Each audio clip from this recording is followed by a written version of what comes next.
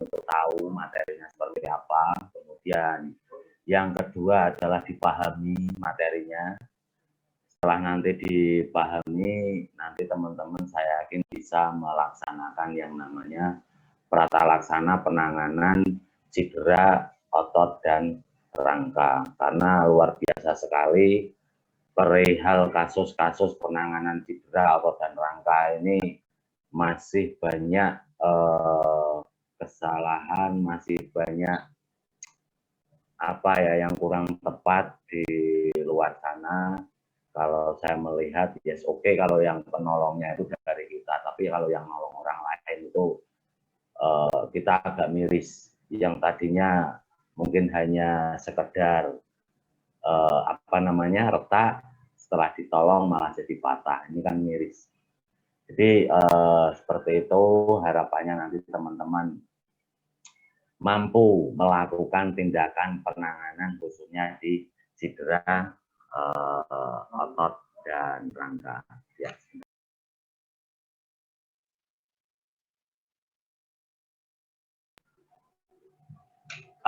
Oke, teman-teman, kalau kita berbicara perihal cedera otot dan rangka, saya sampaikan teman-teman mendalami dulu yang dimaksud dengan yang namanya anatomi fatal ya. Nanti kita akan sharing bersama perihal cedera otot rangka. Sebelum itu anatomi dan faal tubuh yang mungkin kemarin sudah disampaikan, ini teman-teman bisa dalami ya. Karena apa? Tanpa anatomi dan faal nanti teman-teman akan kesulitan untuk melakukan penanganan, melakukan analisa perihal kasus-kasus yang terjadi di tulang. Untuk sistem cedera otot dan rangka di sini saya akan membagi menjadi dua. Yang pertama patah tulang, berkaitan sama tulang. Yang kedua adalah bagian sendi, ya, atau persendian. Ini masuknya juga di cedera otot dan rangka, nanti ada strain, ada sprain, ada terkilir, dan lain-lain. Sebelum saya ke materi, kuncinya satu. Kalau kita berbicara perihal tulang, berarti itu nanti yang akan kita matikan adalah minimal 2 sendi. Ya. Kalau nanti kita akan berbicara tentang patah tulang, tulang retak, dan lain-lain, kita akan berkesinambungan atau kita akan melakukan penanganan perihal 2 sendi yang akan dimatikan. Tapi kalau kita berbicara tentang sendi, ya, nanti organ yang akan kita istirahatkan atau organ yang akan kita tangani adalah di antara 2 tulang. Bisa dipahami ya, teman-teman ya. Misalkan kita berbicara tentang patah tulang di lengan ya, lengan bawah, kita akan mengistirahatkan 2 sendi. Yang pertama adalah pergelangan tangan, yang kedua adalah sendi siku. Itu wajib ya. Wajib untuk kita lakukan yang namanya imobilisasi. Yang kedua, apabila kita berbicara tentang persendian, misalkan ini tulang siku, sendi siku kita yang bermasalah, kita akan melakukan tindakan untuk mengistirahatkan 2 tulang. Yang pertama adalah tulang lengan bawah, yang kedua adalah lengan atas untuk mengistirahatkan siku. Jadi seperti itu. Oke. Silakan dibuka slide-nya. Perihal ya. Tadi sudah saya sampaikan cedera otot dan rangka sudah kita berkaitan. Nah, ini adalah anatomi faal. Saya akan flashback ke materi kemarin, mungkin anatomi faal sudah. Ini teman-teman harus melihat sistem otot kita, kemudian peredaran darah kita, kemudian saraf kita. Nah, ini untuk tulang ya. Pada intinya secara garis besar tubuh manusia itu dibagi menjadi 3 bagian. Yang pertama adalah kepala, kemudian batang tubuh atau badan, Yang ketiga adalah alat gerak atas maupun bawah, ya. Nih, kemudian kalau kita berbicara patah tulang, sering terjadi adalah di tangan dan kaki, ya. Kemudian kalau kita berbicara dislokasi atau kesleo atau sendi, ini rata-rata di pergelangan tangan dan pergelangan kaki. Jadi sebetulnya sudah kita spesifikasi perihal untuk patah tulang. Tapi nanti kita akan combine bersama-sama perihal untuk patah tulang, kita uji cobakan semua untuk yang dari leher sampai dengan ujung jari kaki, ya. Jadi seperti itu. Oke, next.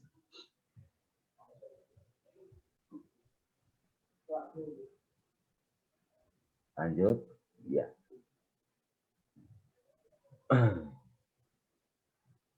Oke, ini adalah definisinya perihal untuk patah tulang.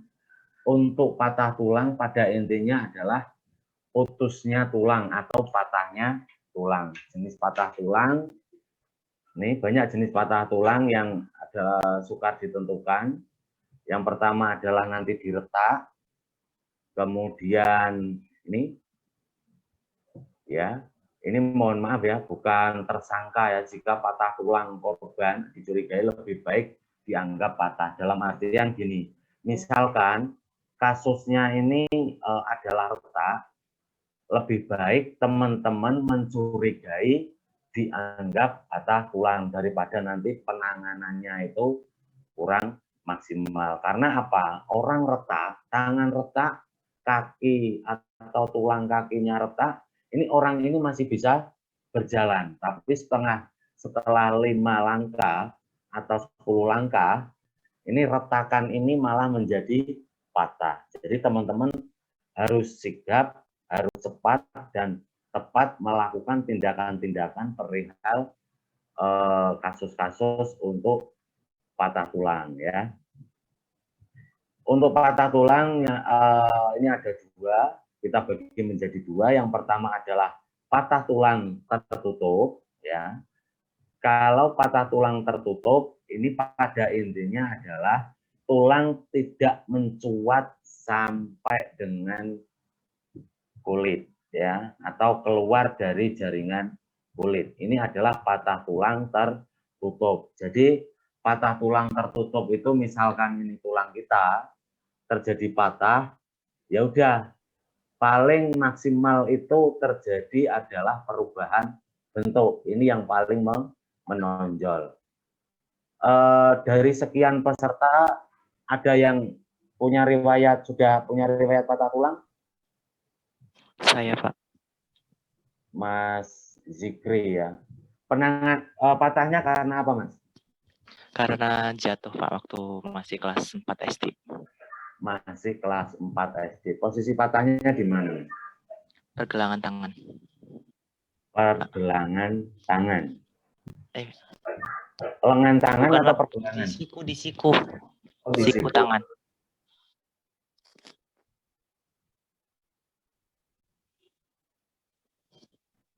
Ya, oke, di siku ya. Untuk di siku berarti ini serius di siku ya. Iya, Pak. Kalau di siku ini namanya mungkin tidak patah tulang, tapi masuknya adalah cedera sendi. Tapi tindakan yang dilakukan apa? Dipen atau dipijat atau di apa? Sebelumnya kan belum ketahuan, Pak. Udah 3 minggu cuman dipijat doang. Terus waktu diperiksa itu patah, Pak. Itu apa tulangnya? Mungkin gara-gara pergeseran waktu pijet, Pak. Oh, iya, goyan ora temenan, Dik. ya mungkin Aku anu ada. goreng sejero rening. Berarti kadang bocah orang ngerti lah. Pokoknya sih ya pada beduknya enggak ada. Beda lah. Oke, jadi mungkin untuk penanganan kasus di persendian itu semuanya masuk di dislokasi, sendi ya. Jadi seperti itu. Nanti ada beberapa kriteria. Kalau untuk patah tulang ini berkaitan di tulang.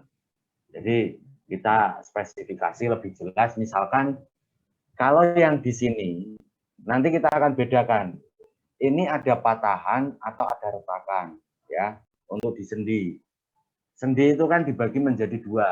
Yang pertama adalah sendinya sendiri, kemudian mangkoknya ya. Ya, jadi seperti itu. Nah, ini misalkan terjadi cedera, sendi ini bisa geser, bisa lepas, ya, atau bisa ototnya ini adalah robek atau putus dan lain-lain. Mungkin yang tapi yang untuk Mas Zikri ini di pen atau seperti apa? Cuman yang itu tradisional Pak, kayak sanggal putung atau itu. Mau dioperasi di pen takut waktu masih kecil. Oh iya, berarti itu untuk tindakannya masuk sangkal putung ya. Jadi mungkin ditarik dan lain-lain ya.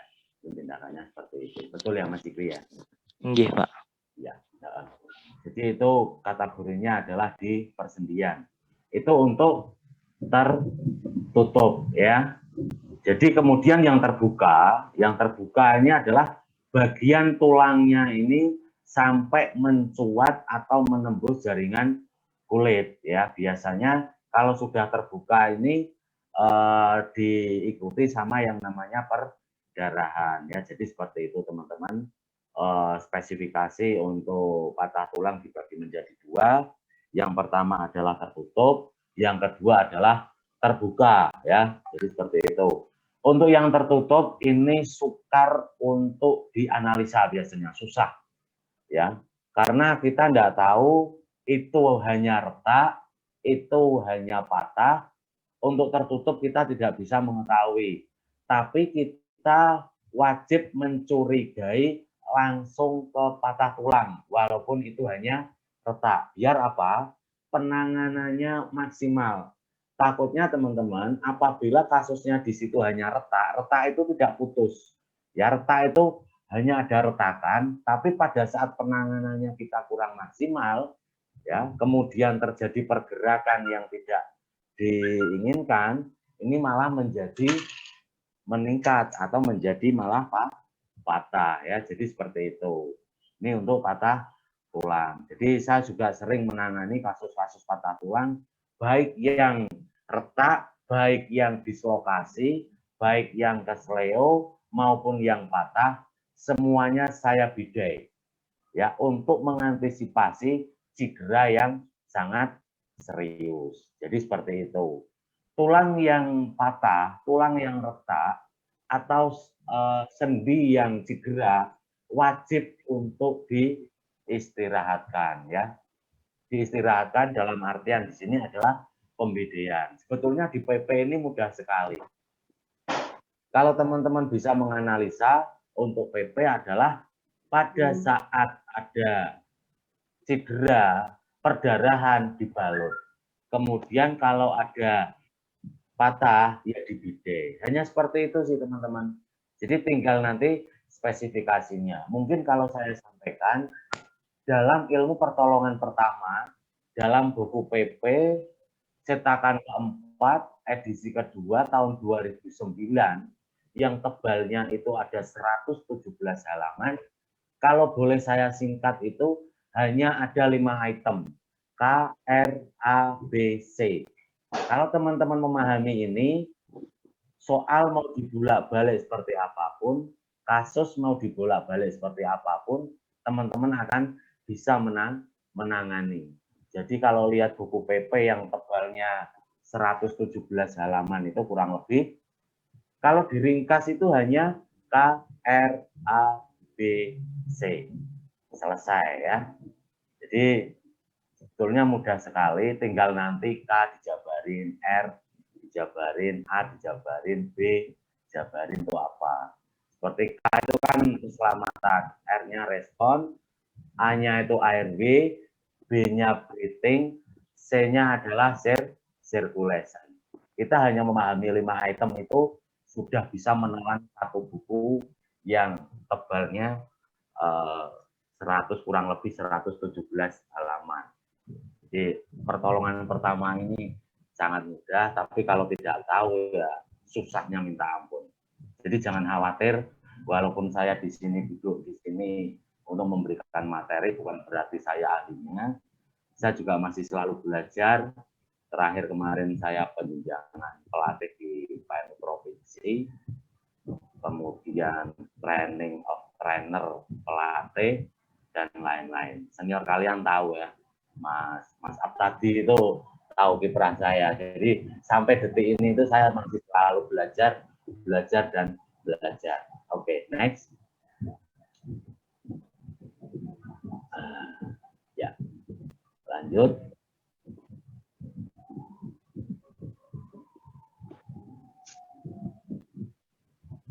Ya, teman-teman, ini gambarannya. Untuk yang sebelah kiri itu patah tulang tertutup. Kemudian yang sebelah kanan di layar itu adalah patah tulang terbuka. Jadi teman-teman bisa memahami nantinya untuk penanganan perihal patah tulang ya. Jadi seperti itu. Ini patah tulang tertutup bisa kelihatan nanti penanganannya seperti apa. Kemudian yang patah tulang terbuka itu seperti apa. Lebih prioritas mana? Coba buka mic-nya. K4 Dwi Apri. K4 Dwi Apri. Ini panitia yang peserta yang mana, Mbak? Yang panitia untuk ada kelompok dia. Oh, yang panitia ada tulisannya panitia ya, Pak. Oh, ada tulisannya panitia ya. Kalau yang K6, K4, K8 itu berarti peserta? Oh iya. Oke, ini yang sudah on video. Jessica, Mbak Jessica. Mbak Jessica, buka mic-nya. Saya mau tanya. Ya, kalau melihat dua jenis patah tulang ini, lebih diutamakan yang mana? Yang terbuka atau yang tertutup? Yang terbuka, Pak. Yang terbuka, kenapa? Gimana, Pak? Alasannya apa? Yang Iya sih, terbuka Pak. dulu yang Dari tingkat. Kalau yang menurut saya sih, Pak, kalau dari saya lihat, dari tingkat patahnya itu lebih parah yang terbuka gitu. Lebih parah yang terbuka, ya betul sekali ya. Terima kasih Mbak Jessica udah bantu menjawab. Jadi pada intinya teman-teman bisa melihat skala prioritas untuk penanganan kasus-kasus pada tubuh manusia. Yang pertama adalah golden time atau waktu keemasan dalam melakukan penanganan. Skala prioritas, kalau ada orang henti nafas sama patah tulang, diutamakan henti nafas. Karena apa? Orang henti nafas sampai mengancam ke kematian itu adalah hitungannya detik ke menit. Kemudian kalau melihat perdarahan itu adalah hitungannya adalah menit ke jam. Tapi kalau melihat patah tulang ini sampai menuju ke kematian, ini sampai berhari-hari. Jadi seperti itu ya, teman-teman bisa melihat skala prioritas penanganan. Ya, jadi seperti itu.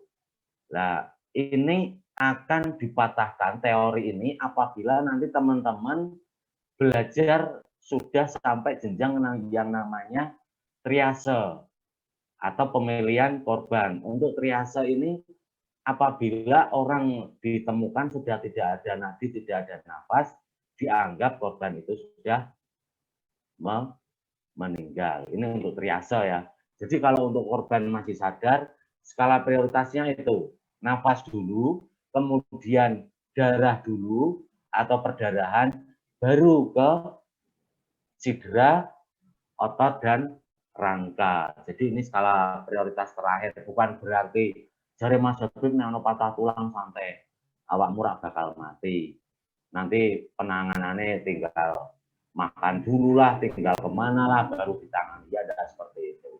Ini skala prioritas. Misalkan ada beberapa jenis untuk perdarahan. Jadi seperti itu. Oke, next. Ya. Nah ini tulang yang patah ada beberapa. Yang pertama adalah simple fracture. Itu simple fracture itu adalah retak ya. Hati-hati. Ini juga sering terjadi. Saya sampaikan, silakan nanti teman-teman bisa melakukan pemilihan atau penanganannya mau ke arah mana, mau ke arah medis atau tradisional. Tadi Mas Zikri sudah menyampaikan ya untuk perihal kasus-kasus penanganan di tradisional. Saya juga melakukan analisa. Hampir saya di pertolongan pertama ini, saya selalu belajar di PM itu hampir sekitar 13 tahun. Silakan nanti teman-teman bisa menganalisa sendiri.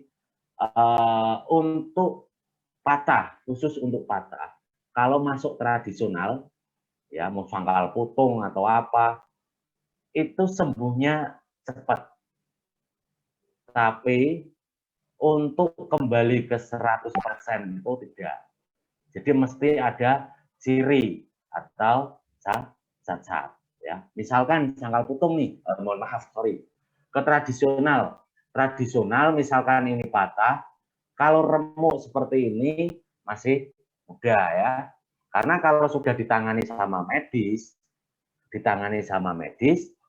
masuk ke tradisional, ini pasti akan ditingkatkan tingkat keparahannya. Contohnya diremuk baru ini yang belum bisa diterima secara nalar. Tapi kalau dibawa ke medis, sembuhnya lama, dilakukan operasi, dilakukan pen.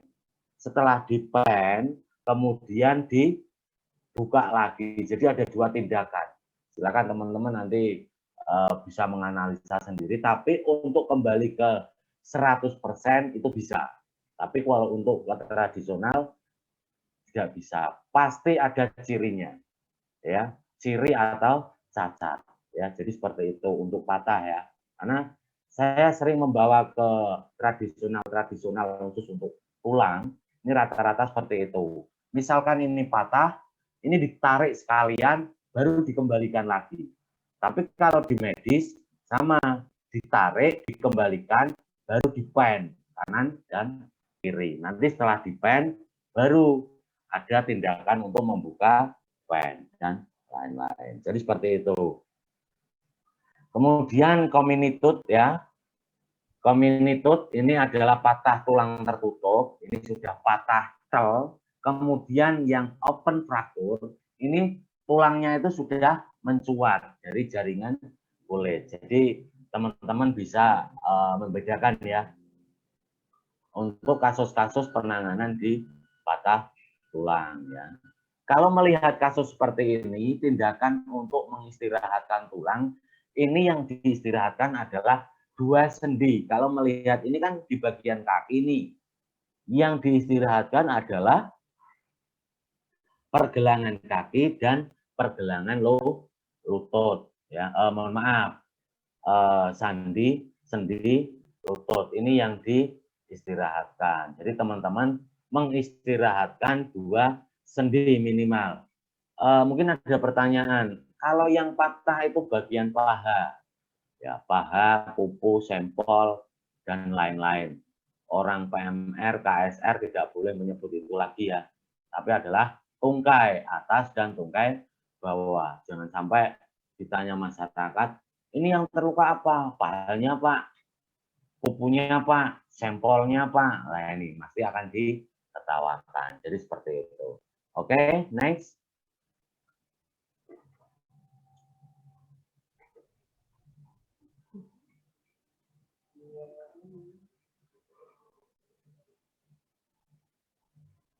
Ya, ini adalah untuk gejala atau tanda untuk patah tulang. Ini ada beberapa. Ini ada beberapa. Yang pertama adalah nyeri. nyeri tekan, tapi tanda atau gejala yang paling kelihatan adalah perubahan bentuk. Ini pasti untuk patah tulang, untuk dislokasi, gejala dan tanda yang paling kelihatan adalah perubahan bentuk. Yang pertama adalah nyeri tekan pada saat ditekan, digerakkan, dan lain-lain. Makanya untuk pemeriksaan 4 tanda vital, khususnya di alat gerak, ini ada yang namanya GSS WPK. GSS itu adalah gerak circulation sensasi atau gerak sirkulasi sensasi. Contohnya ini, pada saat korbannya sadar, tangannya tidak bisa digerakkan. Misalkan jatuh, jatuh. Saya juga dulu pernah jadi korban tabrak ya, ditabrak di depan PGSD. Ini lucunya di sini. Saya dari arah atas, saya mau ke arah warteg depannya PGSD itu kan, saya sudah ngereteng kanan, orang yang dari arah atas Indomaret itu atau Alfa itu ngerem tidak nyampe, akhirnya nabrak saya. Tapi yang menjadi anehnya itu, saya yang ditabrak, saya itu enggak apa-apa, jatuh itu enggak, tapi orangnya itu nabrak saya itu sampai gaya kayak apa ya, kayak salto kayak apa itu sampai melewati motor saya. Saya itu geser itu enggak, tapi orang yang nabrak itu sampai terpelanting ke depan saya. Orang-orang itu sampai melihat itu, loh masih ditabrak itu malah enggak apa-apa, malah bapaknya jempalian. Tapi akhirnya di situ ya saya ngontak teman-teman PGSD, tak suruh nangani ya, saya telepon, tolong keluar, saya kecelakaan. Itu kan panik semua, akhirnya keluar. Itu teman-teman bingung, loh mas, jenengan telepon kecelakaan kok jenengan enggak apa-apa. Aku tidak tahu, aku ditabrak malah bapaknya saya jempalian. Tidak apa-apa, tangani aja dulu. Kita akhirnya tangani bersama-sama. Bapak itu enggak terima dan lain-lain. Akhirnya ya udah Pak, kita selesaikan aja di rumah. Monggo kalau rumahnya mana saya antar dulu. Nanti kita selesaikan secara kekeluargaan. Enaknya nanti seperti apa. Ya, orangnya itu akhirnya nuntut, oh motornya rusak, kemudian badannya itu sakit semua. Akhirnya nuntut bla bla bla bla bla. Intinya itu minta uang dan lain-lain. Akhirnya saya bilang gini, ya udah Pak, daripada jenengan minta uang, yang mau kecelakaan itu siapa sih? Jenengan sekarang naik motor lagi, berhenti di posisi saya tabrak dari belakang. Kira-kira mau apa enggak? Enggak apa-apa, biar impas kalian. Saya bilang seperti itu. Akhirnya Bapak itu menyadari kalau itu resiko di jalan itu ya seperti itu. Kalau tidak nabrak, ya ditabrak. Ya, jadi seperti itu. Orangnya sudah kita tangani, sudah kita lakukan tindakan, tapi malah minta ganti rugi dan lain-lain. Akhirnya kita bawa ke rumah, sampai rumah kita jelaskan. Sampai sekarang itu malah saya kalau itu telepon ya, orangnya tuh telepon, suruh mampir, suruh apa, malah kayak dianggap keluarga karena merasa di jalan itu diperhatikan. Karena teman-teman PGSD itu melakukan tindakan itu maksimal, ya, yang melakukan penanganan kebetulan cewek, yang mungkin lembut, lemah lembut dan lain-lain. Ya mungkin kalau yang nangani saya itu ya agak kasar dan lain-lain karena mungkin yang menangani itu cewek dari PGSD. Sampai sekarang itu saya selalu komunikasi sama orangnya. Mungkin malah dia anggap sama anak ini. Saya mengucapkan terima kasih kepada dulu ya KSR PGSD yang nolong orang itu, akhirnya malah jadi kekeluargaan ya saya sama orangnya. Nah ini yang dimaksud adalah tadi kembali lagi ke materi GSS BPK. GSS BPK itu artinya seperti ini. Pada saat orang jatuh, kemudian dia merasakan tangannya nyeri dan lain-lain, teman-teman tidak usah langsung megang, tapi dilakukan komunikasi. Silakan gerakkan tangannya, jarinya gerakkan seperti ini. Untuk patah tulang dan lain-lain, ini bisa digerakkan, ya.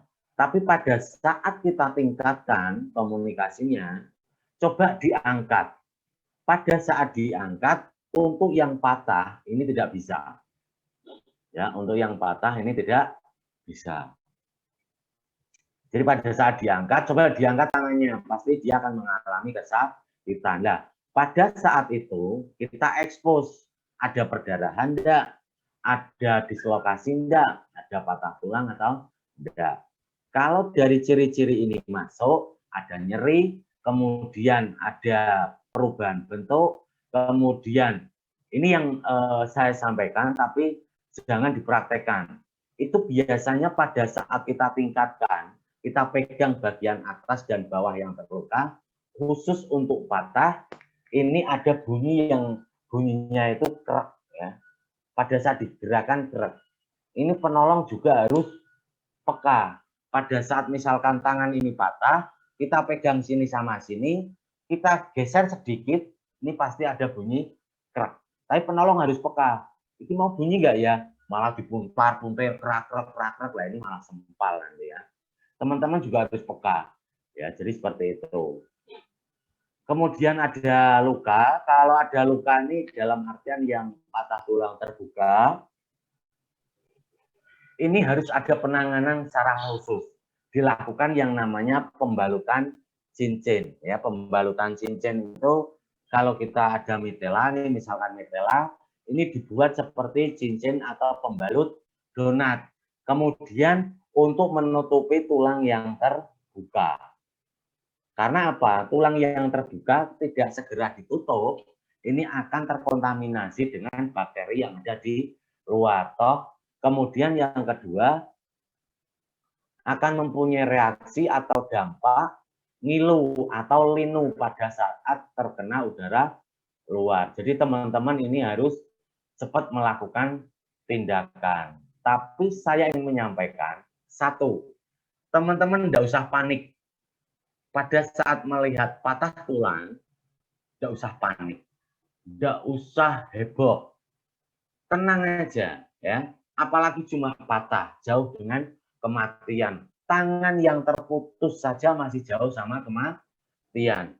Kecuali itu adalah henti nafas. Teman-teman harus cepat. Ya.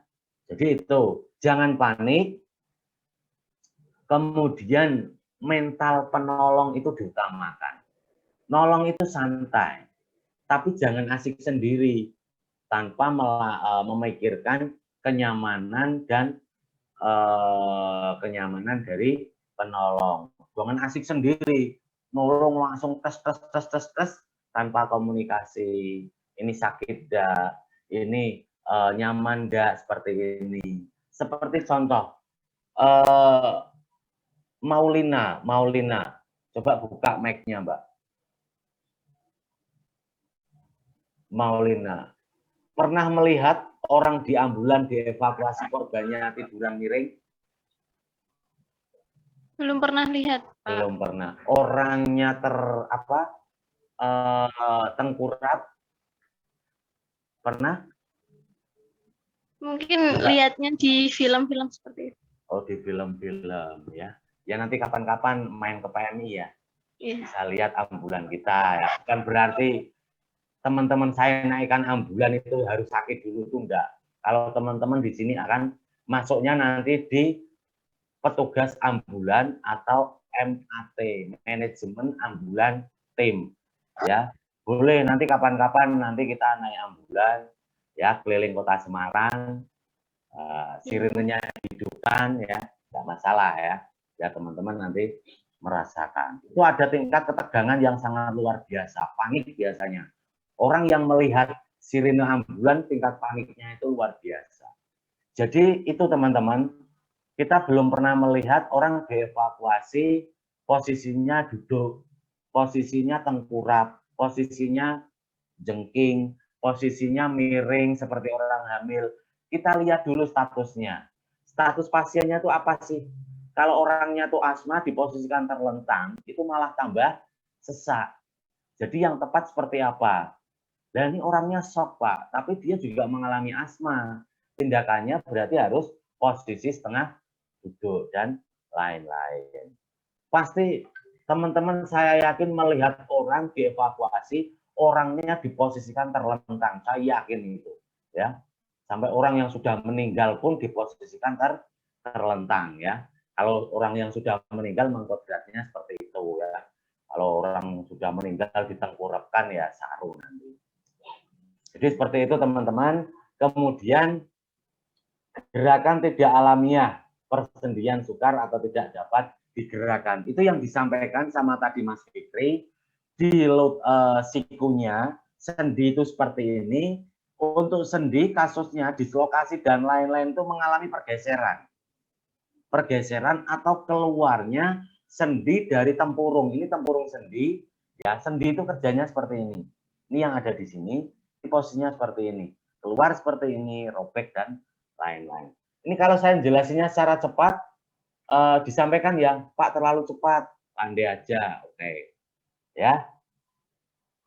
Kemudian krepitasi itu adalah gerak. Misalkan kita pegang, ini patah, ini pegang sini atau sini, ada bunyi krek, ya, atau krepitasi, ya.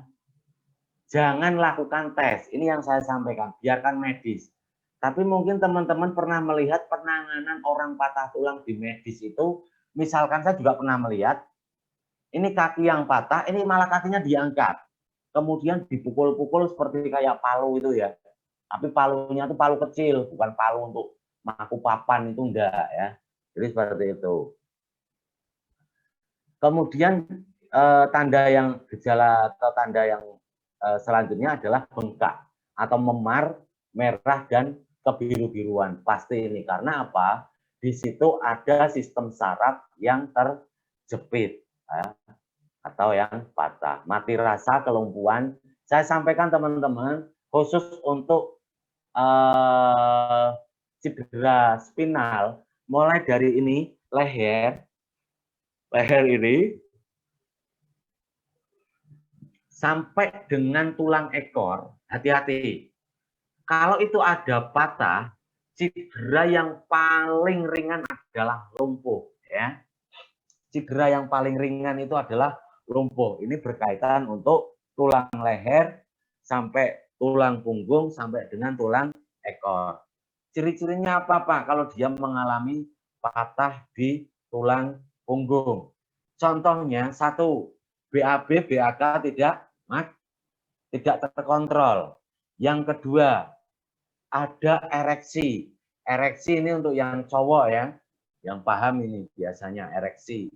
Tegang ya, di bagian kemaluannya itu tegang. Berarti ini ada patah. Misalkan dari Mas Fikri, Pak kalau setiap pagi saya tegang, itu bukan patah. Itu alamiah ya. Jadi seperti itu.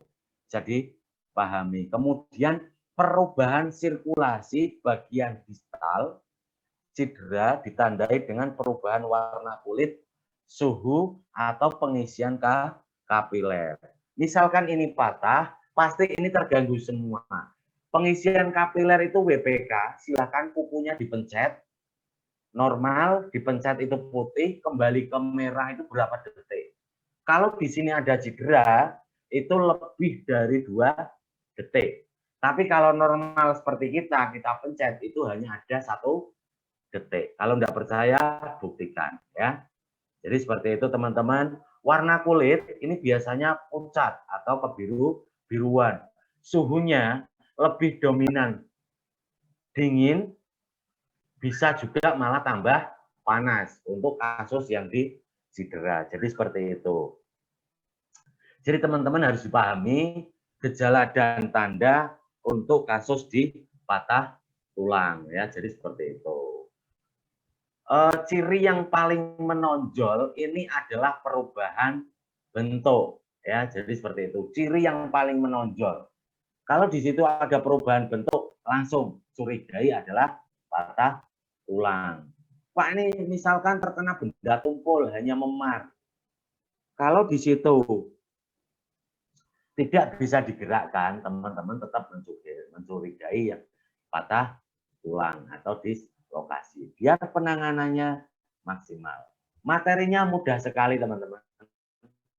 Patah tulang materinya simple, tapi untuk penanganan saya yakin teman-teman akan mengalami nanti tingkat kesulitan yang sangat luar biasa. Semua jenis patah tulang yang ada di tubuh saya sudah menangani semua. Leher sudah, kemudian mol dada sudah, kemudian pinggul sudah, alat gerak juga sudah. Ini rata-rata korban-korban kecelakaan. Tapi saya kemarin menangani teman saya sendiri, KSR, jatuh, tulang, ini namanya tulang apa ini? Yang ada di depan ini?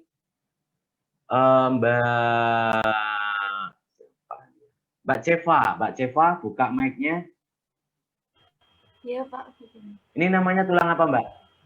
Yang ada di depan dua ini? Iya.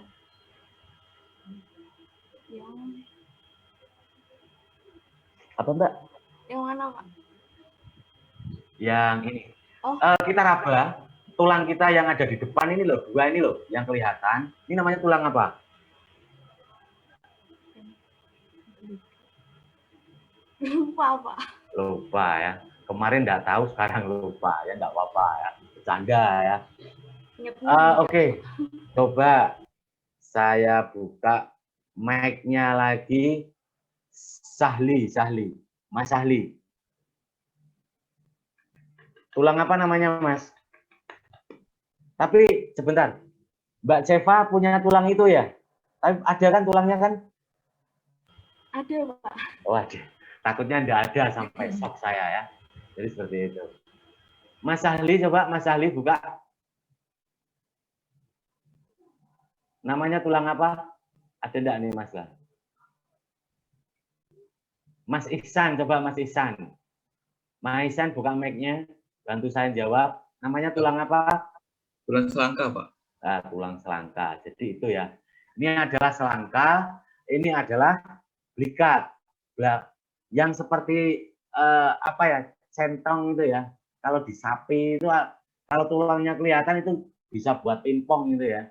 Itu namanya blikat, tapi ini namanya selangka.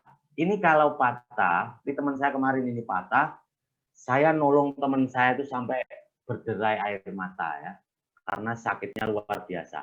Kalau ini yang patah, berdiri susah, duduk susah, tiduran nggak enak, jongkok nggak enak, semuanya nggak enak. Ini tulang selangka ini ya. Hati-hati teman-teman, ini mudah patah, karena apa? Tulang ini fungsinya, satu untuk merekatkan alat gerak dan batang tubuh. Yang kedua, untuk melindungi tulang dada. Kalau kita jatuh, itu terjelunguk, ini yang patah itu enggak dada dulu, tapi tulang selangka. Jadi seperti itu ya, teman-teman bisa memahami. Oke, next, lanjut. Slide-nya, Mbak.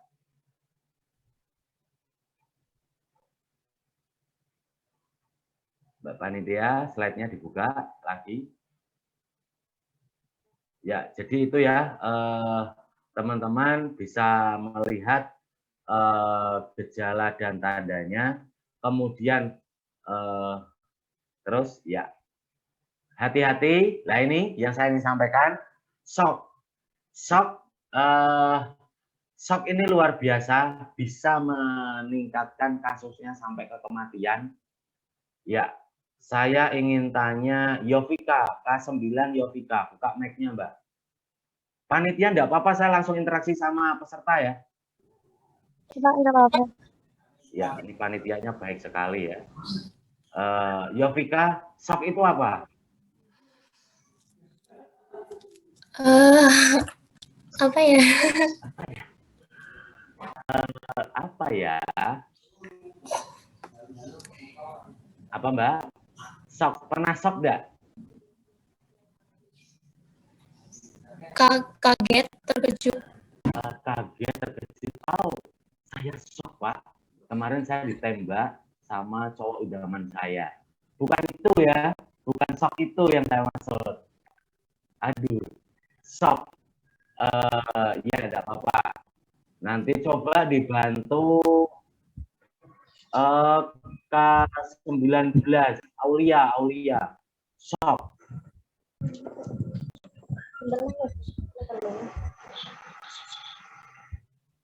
Shock mana? Aulia. Apa itu shock? K19, Aulia buka mic-nya.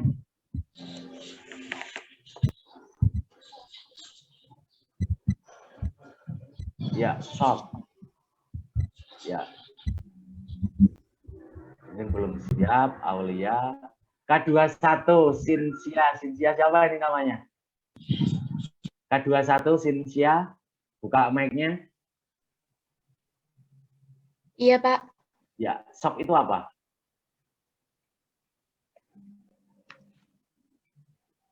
Yaitu shock itu keadaannya bila peredaran darahnya itu atau sirkulasinya gagal mengirimkan oksigen ke tubuh, ke alat-alat tubuh yang penting. Jadinya tekanan urunan darahnya itu turunnya cepat atau drastis gitu. Ya, betul ya. Jadi shock itu adalah kegagalan sistem sirkulasi dari jantung ke seluruh tubuh karena ada yang namanya roda paksa.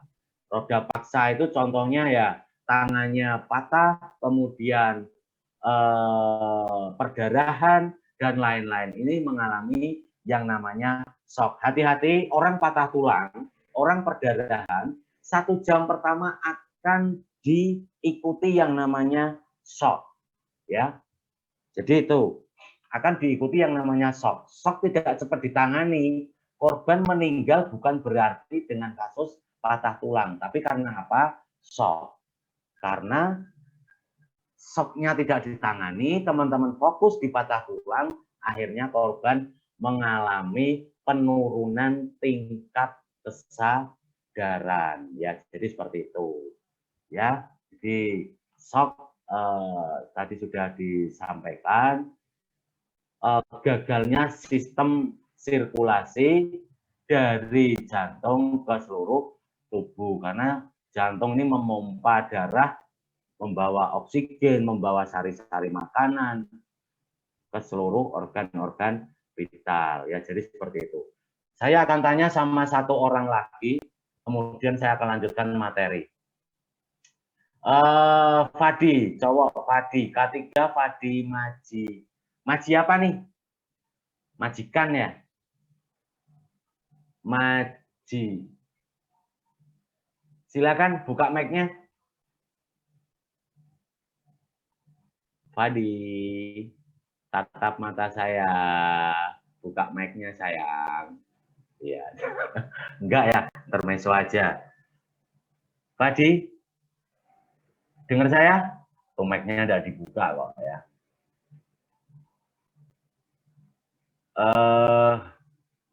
Ya mungkin ada gangguan. Ya. Apa bedanya shock sama pingsan? Kapok orang ya. Apa bedanya shock sama pingsan?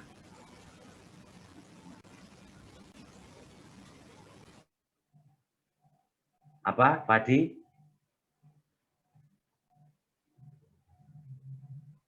Ya, itu ya dijawab sudah dengan diam 1000 bahasa ya. Oke, makasih.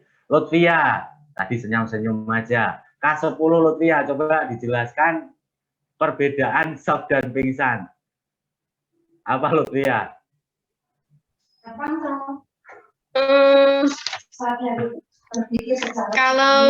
Kalau shock itu keadaan yang timbul akibat kurangnya pasokan darah. Kalau pingsan? Tidak. Apa? Tidak sadarkan diri kalau pingsan. Tidak sadarkan diri ya. Pernah pingsan, Mbak? Pernah sekali waktu SMP. Ini saya tertarik sama ya oke. K2AD, Dwi Ade silakan buka. Kacamatanya luar biasa ini ya. Dwi Ade, dengar saya? Ya. Ya, Ya, oke. Loh, tadi mana orangnya? dengar. Apa perbedaan shock dan pingsan? Tadi sudah dijelaskan sama Mbak Lutria. Bisa ditambahkan? Tadi sudah benar untuk shock itu jawabannya itu. Kalau pingsan coba. Pingsan?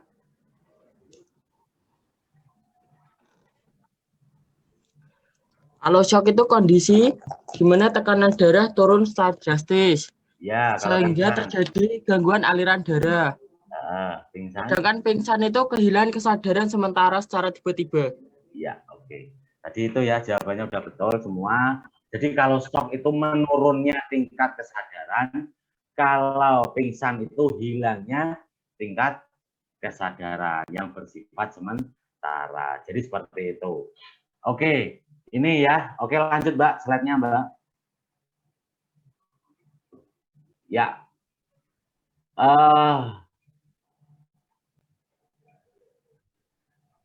Ini teman-teman, cara untuk menangani yang namanya patah tulang itu ada dua. Yang pertama adalah imobilisasi. Imobilisasi itu adalah diistirahatkan tulang yang patah. Kemudian fiksasi. Fiksasi itu dilakukan penanganan atau penyanggaan.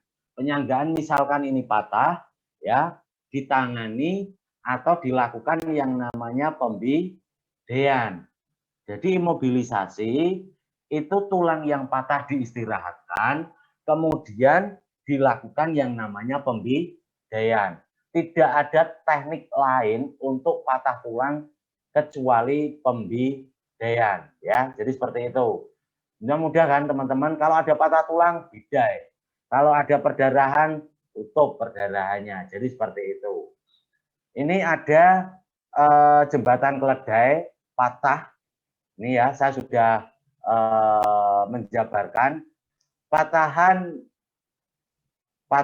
dalam posisi ditemukan. Kondisinya seperti apa? Misalkan teman patah kondisinya seperti ini, jangan langsung diluruskan seperti ini. Ini sakit. Kalau misalkan patahannya seperti ini, ya pembedaannya ke sini, baru ke sini. Jadi seperti itu.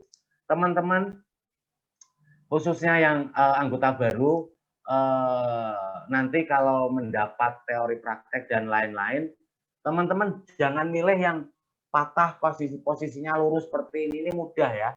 Patah posisinya lurus tinggal pembidian. Tapi di kasus kenyataan, jalan raya dan lain-lain, ini tidak seperti itu. Patah kakinya, tangannya sampai terpelintir seperti ini, kita bidinya seperti apa? Patah misalkan posisinya sudah seperti ini, kita bidinya seperti apa? Jadi seperti itu teman-teman. Jangan cari mudahnya. Kondisi patah tulang, lurus.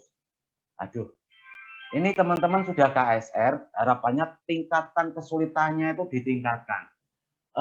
Saya pesan sama Mbak Panitia, nanti dalam memberikan kasus untuk adik-adiknya ini, jangan di posisi yang normal. Patah posisi lurus seperti ini, coba kakinya ditekuk, coba kakinya disilangkan, coba posisinya digorong-gorong, coba posisi patahnya di bawah meja. Nanti seperti apa penanganan dari adik-adik. Begitu ya, panitia, saya titip pesan yang itu, biar nanti adik-adik pada saat diterjunkan di masyarakat, itu sudah santai, ya, sudah slow pada saat melihat posisi patah tulang diselowkan, kemudian yang tertimpa pohon, tertimpa sepeda motor, jadi nanti sudah all out, ya, di luar kepala. Oh, patah tulang ini santai, mudah. Itu harapan saya, tepat dan cepat. Atasi dahulu patah yang terbuka, ya. Jadi seperti itu. Kalau misalkan ada, tadi sudah dijawab sama peserta, kita skala prioritasnya kalau ada yang terbuka dan tertutup, atasi yang terbuka. Tentukan pola pembidian. Pola pembidiannya seperti apa? Kalau misalkan patahannya di sini, diukur dulu. Bidiannya yang pas yang mana? Mitelanya berapa? Kalau hanya di tulang pendek seperti ini wajib menggunakan 4 mitela, 2 bidai atau 1 bidai, dan mematikan 2 sendi. Ya, mulai dari sendi 1, sendi bawah, sendi atas luka dan bawah luka. Jadi meterannya ada 4. Teman-teman paham nanti. Jadi seperti itu. Ada rumusnya K, P, L, P. Itu untuk kaki. K, P, L, P. Ditambah 2 sendi. K itu mana? Ketiak. P itu mana? Pinggang. L itu mana? Lutut. P yang kedua mana? Pergelangan kaki. Kasusnya ini di mana? Kasusnya ini di tungkai bawah. Berarti kita menggunakan lutut dan pergelangan kaki. Jadi seperti itu, ditambah 2 pembalutan di atas luka dan di bawah luka. Pak, kalau contohnya kasusnya di tungkai atas, berarti mulainya adalah ketiak. Ketiak, pinggul kita matikan, lutut kita matikan, pergelangan kaki kita matikan. Jadi seperti itu. Kemudian untuk yang, itu rumusnya untuk yang daerah kaki ya. Kemudian yang di daerah mana? Tangan, itu adalah ketiak, siku, dan pergelangan tangan. Jadi KSP ini untuk rumus patah tulang di lengan. K itu mana? Misalkan kasusnya di sini, di lengan bawah. Teman-teman berarti siku dan pergelangan tangan yang dimatikan. Ditambah 1 di atas luka, bawah di atas luka. Jadi seperti itu ya, KSP. Tapi kalau kasusnya di pergelangan, mohon maaf, di lengan atas, ketiak kita matikan, kemudian siku kita matikan, kemudian pergelangan tangan kita matikan. Jadi pahami ya? Awasi ABC dan SOP. Untuk korban sadar, ABC-nya adalah 10 sampai 15 kali per menit. Tapi untuk kasus korban tidak sadar, ABC-nya adalah 5 menit. ABC itu apa sih? Airway, breathing, circulation. Setiap kalau orangnya sadar, setiap 15 menit kita cek. Napasnya berapa? Nadinya berapa? Suhunya berapa? Tapi kalau orang tidak sadar, 5 menit dicek. 5 menit dicek. Jadi seperti itu ya. Jadi pahami ya. Karena apa? Secara tidak langsung saya sampaikan teman-teman, banyak kasus pembunuhan, bukan pembunuhan, ini bahasanya kok vulgar sekali ya. Secara tidak disadari, penolong itu malah menjadi pembunuh. Saya sampaikan secara vulgar, karena apa? Ketidaktepatan dalam melakukan tindakan. Contoh nih, kecelakaan di jalan, korbannya tidak sadar. Yang diutamakan evakuasi atau penanganan biasanya. Pasti yang diutamakan evakuasinya. Korbannya disingkirkan ke tepian, baru ditangani. Itu fatal sekali. Apabila ada cedera di sini, leher, digeser sedikit aja, tek, korban meninggal. Hati-hati ya. Jadi secara tidak langsung, masyarakat itu melakukan penanganan, tapi ya mempercepat untuk korban itu meninggal. Karena ketidaktahuan. Masyarakat merasa bersalah? Enggak. Karena ketidaktahuan. Tapi kalau kita lihat, miris pasti. Jadi seperti itu. Kemudian hanya itu hospitalisasi rujuk. Silakan merujuk ke RS boleh, ke alternatif boleh. Tinggal mintanya kemana. Tadi saya sudah menyampaikan kelebihan dan kekurangan RS sama alternatif. Jadi seperti itu. Next. Ya, ini patah tulang, pembedian seperti ini. Itu kalau di jari, tidak usah menggunakan bide ya. Misalkan di jari, menggunakan bide pakai kayu seperti ini, jangan. Tapi kalau di jari, ini menggunakan yang namanya bide tubuh atau jari kita yang sehat. Misalkan ini yang patah nih, pembediannya menggunakan jari tengah. Nah, tidak usah menggunakan mitela, tapi menggunakan plester. Bide lunak, pembedian itu tidak harus menggunakan bide keras, tapi bide lunak juga bisa. Selimut atau apa dibentuk baru bisa. Next. Lanjut, Mbak. Ya, ini bide keras, bide anatomi, sama. Lanjut. Ya.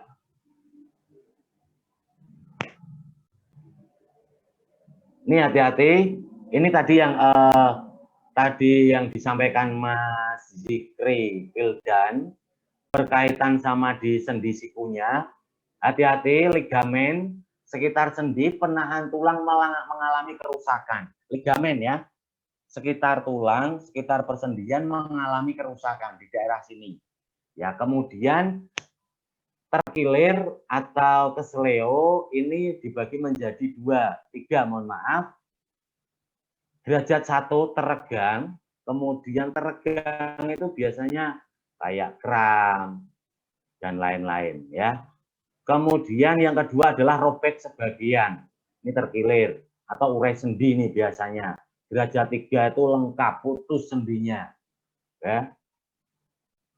Jadi seperti itu. Umumnya kesleo itu berada di jari, pergelangan tangan, dan pergelangan kaki, siku, dan lutut.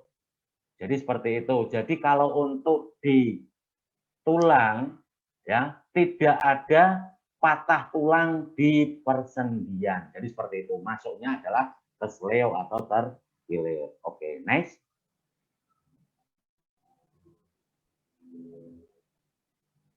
Lanjut. Kalau kita melihat terkilir atau kesleo, penanganan kita, kalau teman-teman tidak bisa memijit, jangan dipijit. Nah, benar yang disampaikan Mas Zikri Wildan tadi, karena kalau setelah dipijit itu kita tidak tahu saraf mana yang dipejet. Pada saat CT scan atau kita CT scan itu apa ya? Ronsen, ini biasanya malah menjadi parah ya, menjadi parah karena sudah dipijet, diogel-ogel dan lain-lain. Jadi itu yang dirasakan Mas Wildan. Jadi seperti itu ya. Jadi teman-teman harus bisa karena dibiarkan 3 minggu ya Mas ya. Dibiarkan 3 minggu jadi malah muncul pembengkakan. Gejala dan tanda untuk di persendian ini nyeri luar biasa, sakit pada saat digerakkan jelas, kehilangan fungsi. Ini yang cewek sekarang, cewek itu sudah sepak bola dan lain-lain ya. Jadi seperti itu. Ya teman-teman, cewek juga sering futsal, sering apa, pasti pahamlah yang namanya kesleo itu seperti apa. Kalau dulu yang main sepak bola kan hanya cowok ya, menjelaskan di cewek itu agak susah. Tapi sekarang cewek itu serba bisa ya, serba bisa, kemudian paling benar dan lain-lain. Ya. Ini bukan pembelaan ya, cewek itu makhluk Tuhan yang paling benar. Jadi kalau kita berhadapan sama cewek itu sebisa mungkin harus ngalah ya. Jadi itu. Kemudian bengkak dan kebiru-biruan jelas. Ini teknik yang paling tepat untuk pertolongan pertama. Saya sampaikan, kita adalah pertolongan pertama, bukan medis loh ya. Untuk penanganan patah tulang bidai, perdarahan tutup, pembalutan. Kemudian terkilir hanya dikompres dan dilakukan pembalutan atau pembidean ya. Kita tidak usah ke ranah aneh-aneh. Oke, saya pernah mungkin saya bisa mijit tapi tidak terlalu profesional, coba saya pijit ya. Jangan. Tapi kalau itu ahlinya silakan. Kita pertolongan pertama dikompres. Jadi seperti itu ya. Teman-teman bisa memahami batasan kita dalam melakukan tindakan penanganan. Jadi kita itu orang awam yang terlatih sesuai kedaruratan medis. Kedaruratan medis adalah ilmu kedokteran yang boleh dimiliki oleh orang awam seperti kita ya. Jadi seperti itu. Oke, next.